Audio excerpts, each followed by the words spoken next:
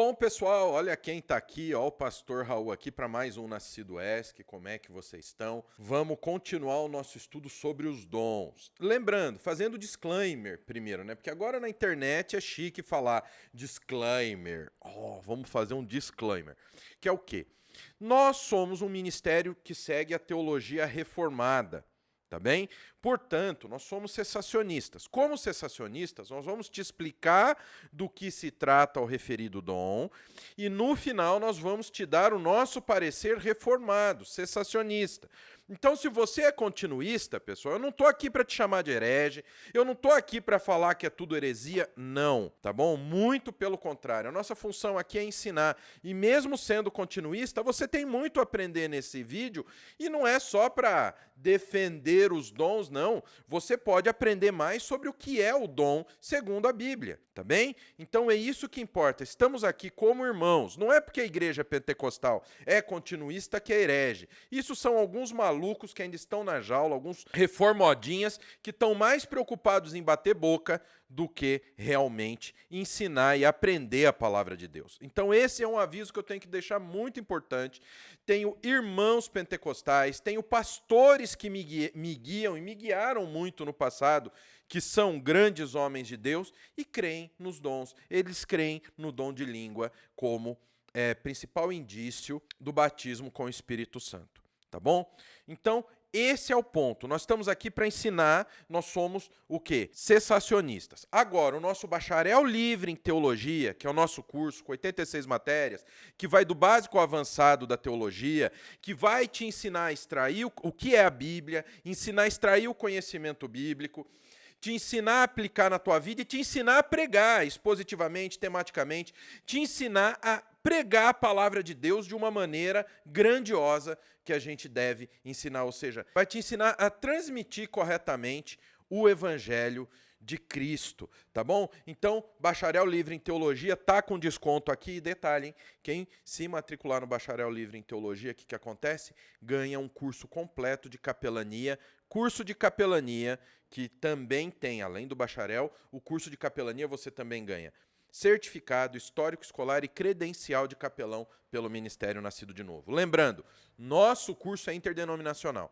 Então, se você é pentecostal, você é continuista, você vai vir lá, entendeu? E responder como continuista, você vai aprender todas as linhas teológicas. A gente não está aqui para trazer ninguém para o calvinismo. A gente está aqui para ensinar você a criar teologia, tá bom? Por isso que você vai ver o respeito que a gente trata você aqui nesse vídeo. Então vamos lá. Vamos para o nosso estudo. Eu preparei um estudo usando o software bíblico Logos, tá bom? Lembrando, o link para se matricular no curso está aqui na descrição. E eu uso o software bíblico Logos para quê? Para a gente fazer o nosso estudo. Então deixa o velho apresentar a nossa tela aqui. Então hoje nós veremos como se, né, vocês não tivessem lido o, o título. Então, o que a gente vai ver hoje? O dom pastor e mestre. Onde esse dom aparece? Ele aparece lá em Efésios 4:11, ó. Tá aqui, ó. Eu já abri aqui para vocês. A gente tem na Almeida Revista Atualizada e a gente tem aqui na Nova Versão Internacional, na NVI. Mas vamos ler na Almeida RA. E ele mesmo concedeu uns para apóstolos, outros para profetas, outros para evangelistas e outros para pastores e mestres. Está vendo aqui? Vamos marcar aqui em verde.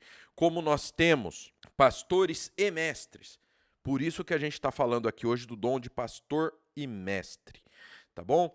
Somente um dom está em foco na expressão de Efésios 4:11, não dois dons. Então não é pastor uma coisa e mestre outra coisa. O mestre aqui está sendo colocado de que forma? Está sendo atrelado ao termo pastor. A palavra pastor, que vem do grego poimenas, significa literalmente um guia, protetor, e é usado somente aqui para esse dom, o termo poimenas. Olha que interessante. Referente ao dom, este termo é usado só aqui. E o que ele quer dizer? Guia. Alguém que vai te guiar pelo caminho da fé. Qual a função do pastor? A função do pastor não é reinar, que hoje nós vemos em determinadas igrejas onde o pastor é o próprio dono das ovelhas. Inclusive, eu lembro os quebra-paus que tinha na Ordem de Pastores de Araraquara, que era de cair o queixo, entendeu?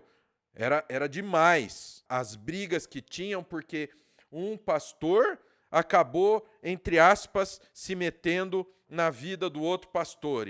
E aí a gente sabe tudo o que acontece, né? A gente sabe os quebra-paus que aconteciam. Então, o que acontece? É um guia, então vai guiar a pessoa pelo caminho da fé cristã. E o quê? E é um protetor, ó, um guia protetor. Te leva pelo caminho correto e te protege. Muitos colocam o termo pastor comparando com o termo de pastor de ovelhas. Mas, na realidade, a questão é um pouco diferente. Porque nós somos pastores espirituais. O pastor de ovelhas, ele era dono daquelas ovelhas.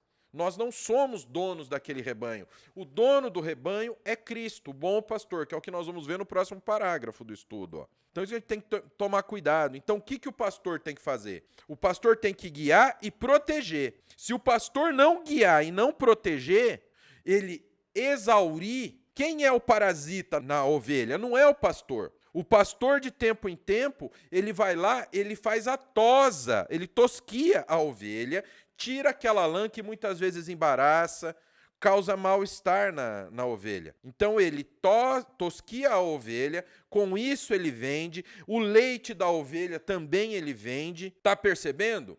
Agora, quem é que chupa o sangue da ovelha? O carrapato, que suga, traz doença, contamina. Ah, mas e a ovelha que vai para o corte?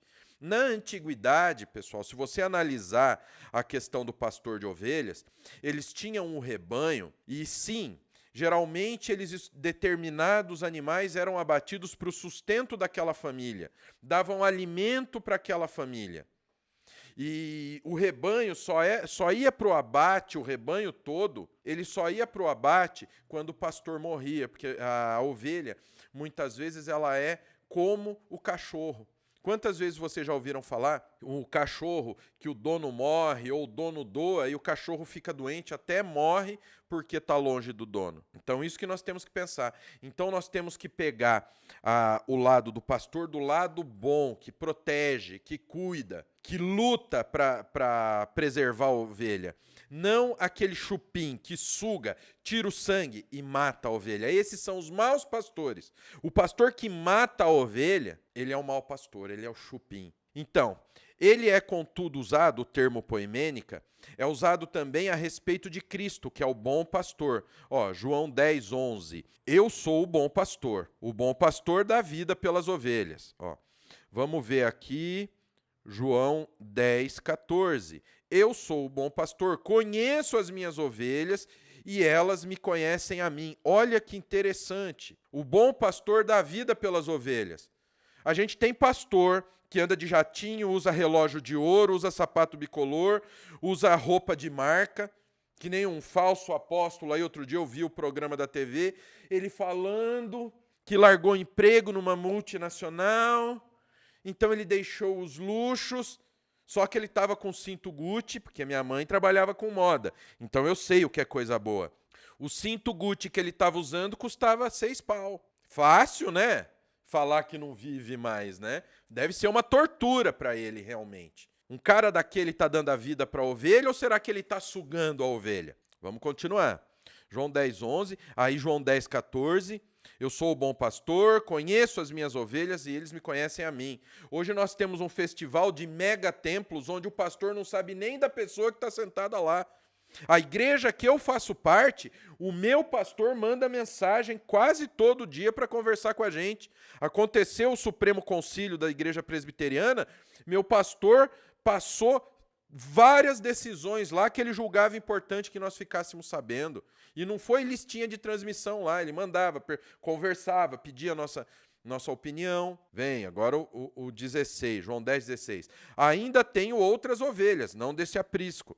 A mim me convém conduzi-las, elas ouvirão a minha voz. Então haverá um rebanho e um pastor. Nós, ovelhas de Cristo, nós ouvimos a voz do pastor. Nós ouvimos a voz de Cristo. Então a voz do pastor é a voz de Cristo. Ele só é um pastor quando? Quando ele está obedecendo o que está na palavra dele, que está na palavra de Deus. A obra de um líder espiritual tem uma clara analogia na obra de um pastor no cuidado com seu rebanho. Como um pastor, ele cuida do seu rebanho, Cristo.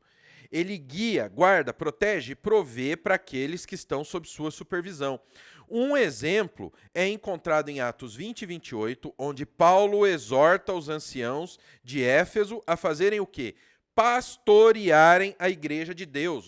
Atendei por vós e por todo o rebanho sobre o qual o Espírito Santo vos constituiu bispos. O que é para o bispo fazer? Vamos pôr aqui um laranjinha.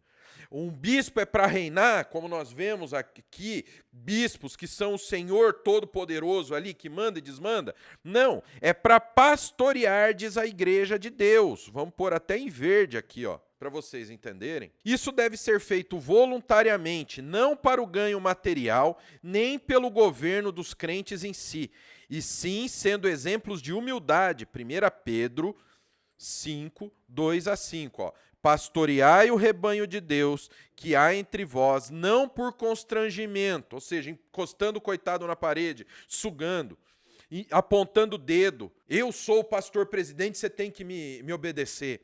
Mas espontaneamente, como Deus quer, nem por sorte da ganância, ou seja, não é para sugar, mas de boa vontade, nem como dominadores dos que foram confiados antes. O que a gente vê hoje? Hoje a gente vê uma casta que quer mandar, que suga, que quer tirar tudo, que quer sugar a ovelha, tornando-vos modelos do rebanho. A gente tem pastor que é preso por estelionato.